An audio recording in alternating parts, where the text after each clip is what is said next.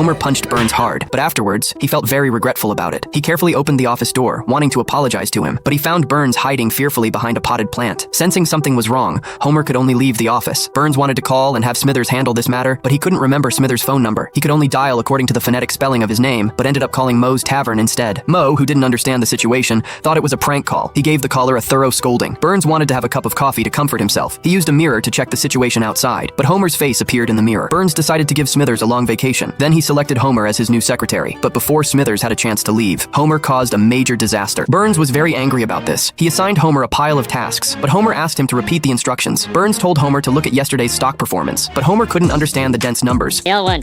He wanted to use the oven to make breakfast, but due to improper operation, he caused the oven to leak electricity. He wanted to use milk to make cereal, but this caused a chemical reaction between the two ingredients. Burns was very angry about this. He thought Homer was the worst secretary he had ever seen. Homer finally couldn't stand it anymore. He punched Burns and knocked him to the ground, but after returning home, Homer began to feel regret. He wanted to apologize to Burns, but Burns had developed a fear of Homer. He didn't dare let Homer drive him home. He even started handling waste documents by himself. Burns thus gained the ability to live independently. But just as he was hugging and thanking Homer, Smithers suddenly returned. Homer also returned to his original position, but before Smithers could feel happy, Burns fired Smithers. He felt he could handle all the secretary work himself. To help Smithers get back to Burns' side, Homer decided to imitate Burns' mother and talk to him, but when he turned around, he found Burns standing behind him.